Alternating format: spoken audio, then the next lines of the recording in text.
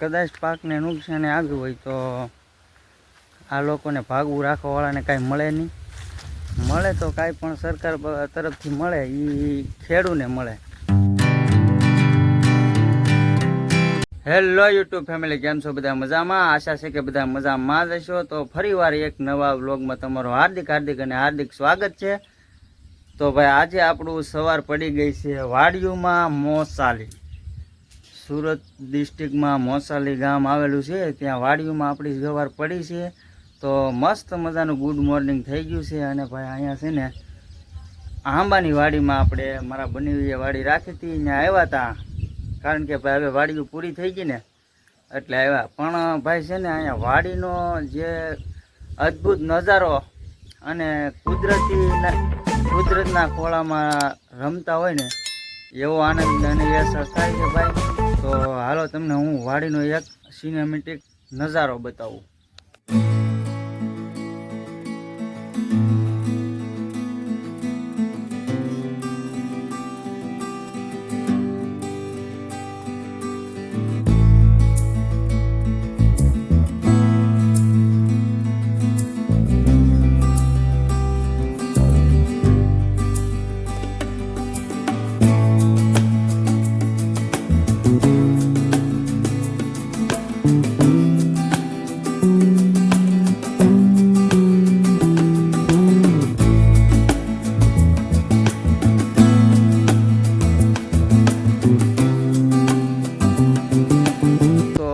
આ હતો કંઈક વાડીનો સિનેમેટિક શોટ, અને જોઈ શકો છો તમે, બહુ મજા આવશે.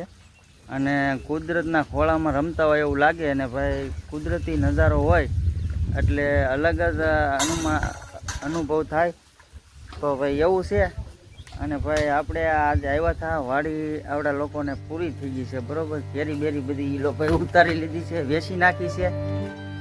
પણ ભાઈ એમાં થોડીક દુઃખની વાત એ છે કે તમે 12 મહિના મહેનત કરો, કામ કરો, અને રાતથી એક કરો, દિવસના ન ભૂવો, રાતના ન ભૂવો, અને મહેનત કરો ને પાછળથી તમને જો એમાં કાંઈ ફળ નથી મળતું ને તો ભાઈ અંદરથી બહુ દુઃખ થાય છે.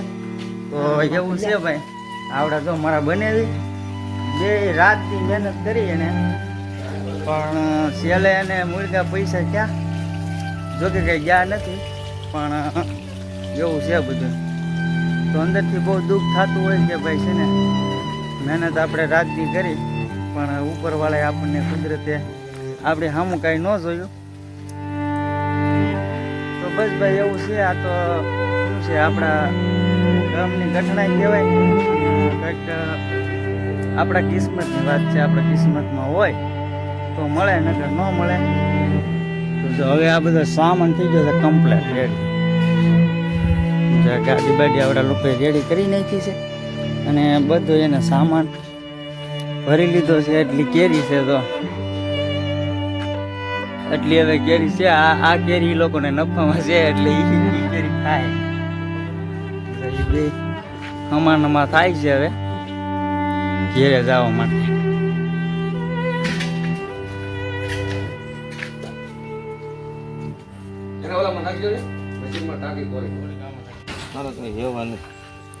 જો ભાઈ આ મારા બનેવી છે, અને પેટ્રોલ નાખે છે ગાડીમાં. એટલે આંબામાં કેવું રહ્યું? બહુ સારું. હા, બહુ સારું. કેમ બહુ સારું? ભાઈને પૈસા મળ્યા નથી કાંઈ એટલે કે બહુ સારું છે. એવું છે. દુઃખ તો થાય ભાઈ. હાલો મિત્રો, હું તમને થોડીક વાડીની વિઝિટ કરાવું. જો વાડીમાં છે ને આ મસ્ત મજાના જમરૂખ છે, આ તમે જોઈ શકો છો. મજા આવે જમરૂખ ખાવાની વાડીમાં હોય તો. અને પછી આ શીકુડી છે, તમે જોઈ શકો છો. અને જમરૂખડી, શીકુડી, પછી આ નવો રાવણો વાવ્યો છે આવડા લોકોએ. પછી આ છે લીંબુડી, કેળ છે, જોઈ શકો છો તમે. મસ્ત મજાની કેળ છે. હજી કેળા નથી આવ્યા, ઓલી બધું થોડાક નાના આવ્યા છે, બતાવું તમને. અને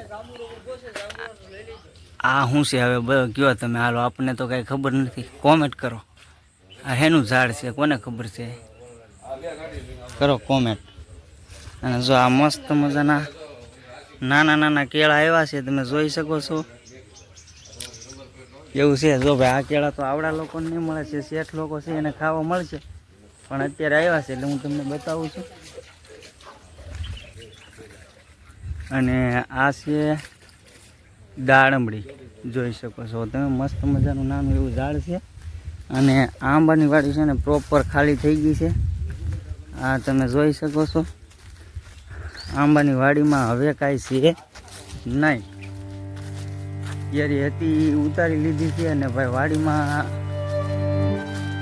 આ લોકોએ રખાણ કરેલું હતું 4.5 લાખ રૂપિયા, પણ 4.5 લાખ રૂપિયામાંથી અને 4.5 લાખ રૂપિયા તે ભેગા થયા. ટૂંકમાં એની રાત દિવસની મહેનત ગઈ છે, એમાં એને કાંઈ પૈસા મળ્યા નથી. ને ભાઈ આ એમ કહે ને કે ભાઈ જગતનો તાત હકીકતમાં કોણ છે? હકીકતમાં જગતનો તાત એ છે કે જે પૈસા આપીને વાડી રાખે છે અને પછી વાડીમાં મહેનત કરે છે. અને આ શેઠ લોકો હોય, ખેડૂત લોકો, એ લગભગ 80% કોઈ ખુદ મહેનત નથી કરતા, એ કોઈને ભાગવું આપી દે છે કે પછી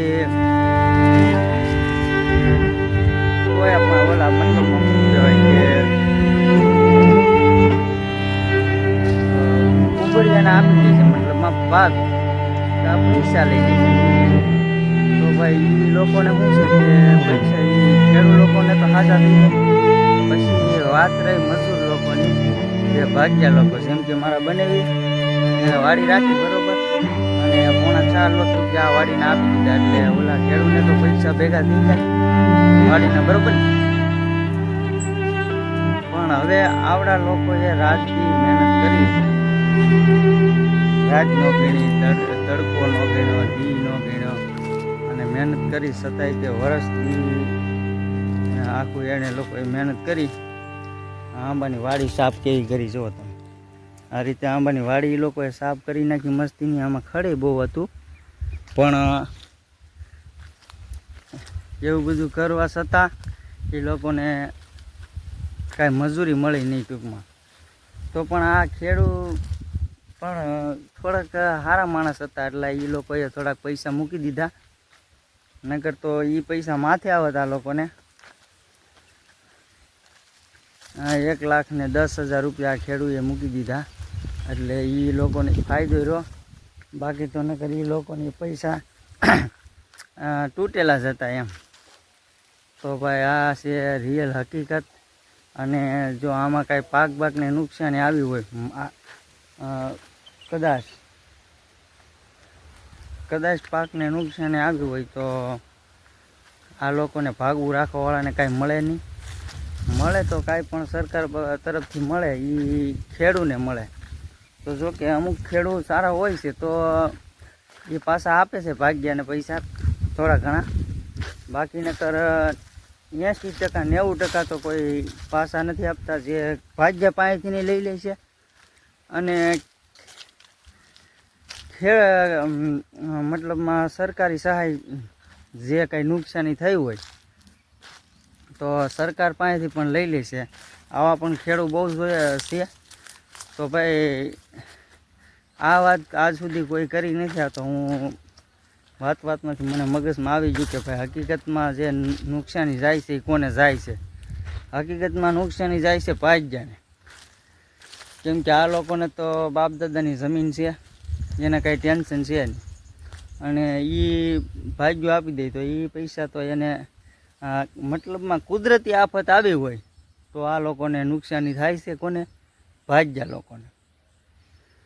તો તમારું આ વિડીયોમાં શું કહેવું છે કોમેન્ટમાં જરૂરથી બતાવજો.